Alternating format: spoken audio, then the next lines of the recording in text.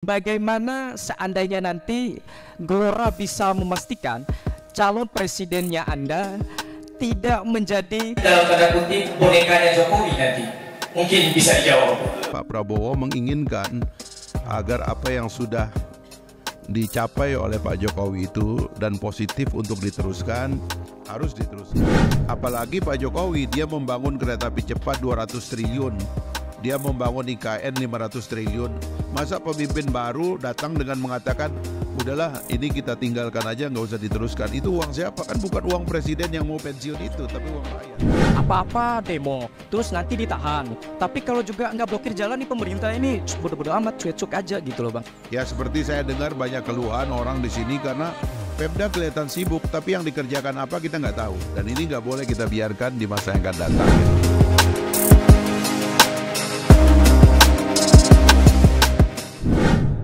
Selamat datang di Bima Bang. Suasananya panas, tidak jauh beda dengan Sumbawa ya, begitu. Karena dikasih waktu kita yang lumayan minim, jadi ada 3 pertanyaan besar Bang.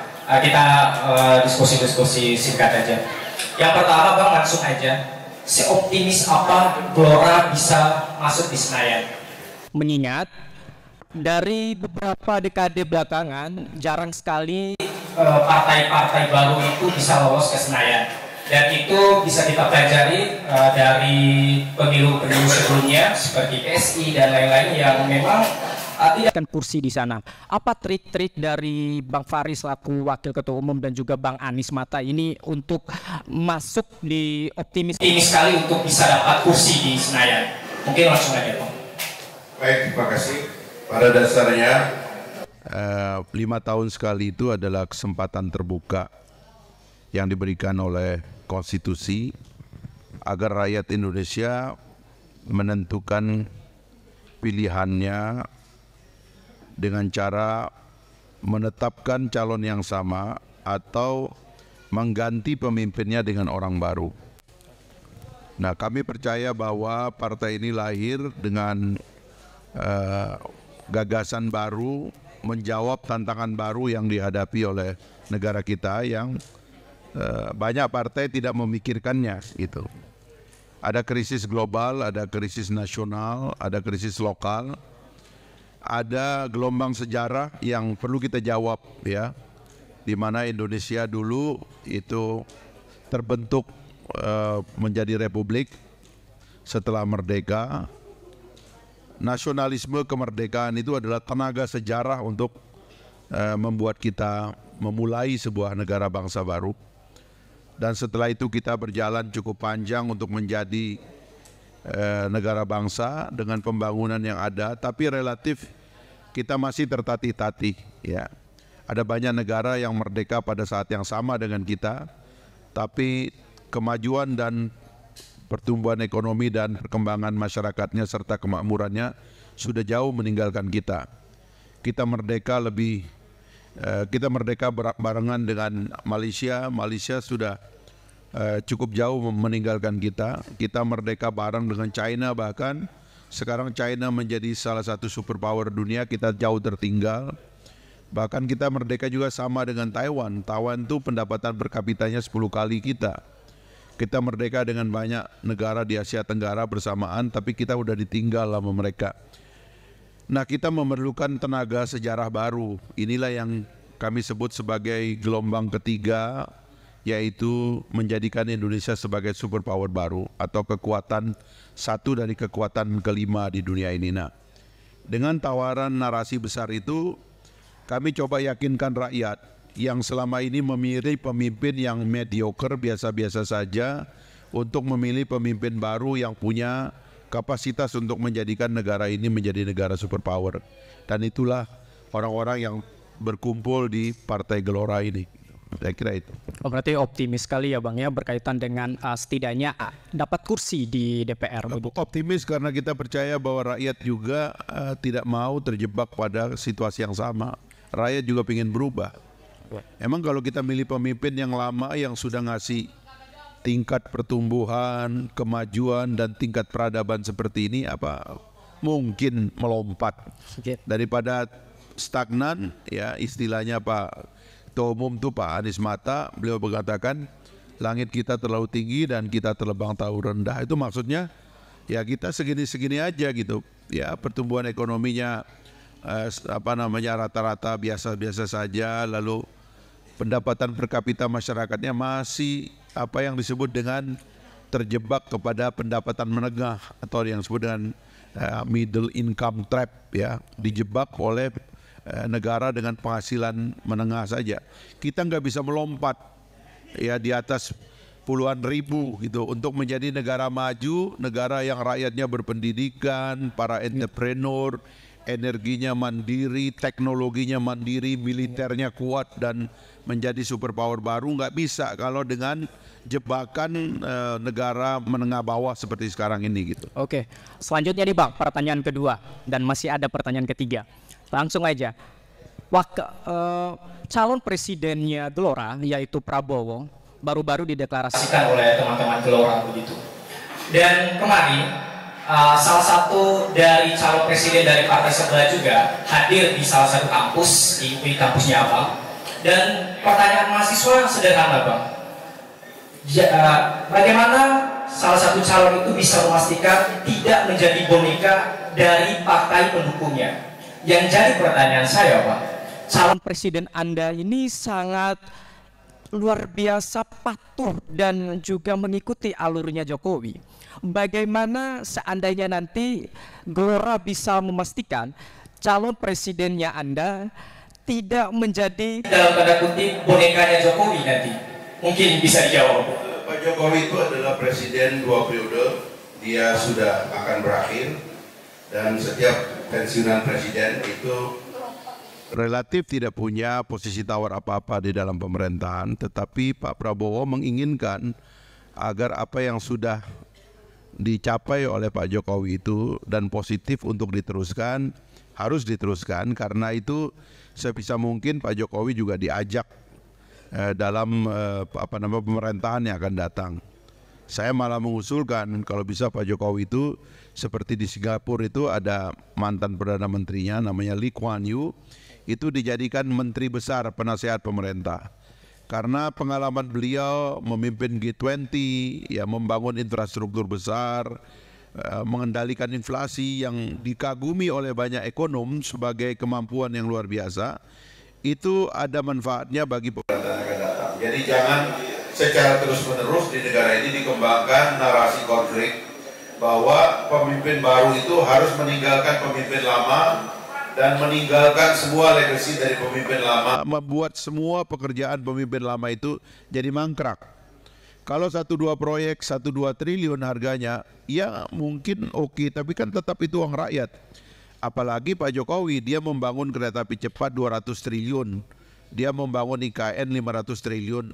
Masa pemimpin baru datang dengan mengatakan, udahlah ini kita tinggalkan aja, nggak usah diteruskan. Itu uang siapa? Kan bukan uang presiden yang mau pensiun itu, tapi uang rakyat. Jadi itulah yang dimaksudkan oleh Pak Prabowo. Pak Jokowi harus diajak agar legasinya itu dapat diteruskan oleh pemerintahan yang akan datang. Dan saya setuju, saya kira Partai Gelora adalah partai pertengahan yang ingin agar ada rekonsiliasi nasional, ada legasi untuk menjadi pijakan bagi Indonesia menjadi kekuatan besar ke depan gitu. Oke. Kalau kata Pak Jokowi, Pak Prabowo sekarang udah adem-adem aja, berarti Bang Fahri juga kali ini kayaknya adem-adem aja juga. Ya karena ada waktunya berkelahi, ada waktunya berdamai. Ya, saya ini juga mengerti watak dari teman-teman yang kerjanya nyuruh kita berkelahi aja. Dia nggak tahu resiko yang kita hadapi, apalagi orang nggak jadi anggota DPR. Kalau anggota DPR jangan dibiarkan diam, karena dia dia diberikan peralatan oleh pemerintah, oleh rakyat, oleh konstitusi untuk berkelahi. Dia punya hak imunitas, dia punya gaji, dia nggak bisa dipidana karena menjalankan tugas. Dia nggak bisa kata-katanya itu boleh bertanya kepada presiden, boleh hak interpelasi, hak angket, hak menyatakan pendapat, ada hak protokoler dan sebagainya. Itu yang disuruh berkelahi. Masa kita udah jadi rakyat biasa suruh berkelahi juga gitu kan?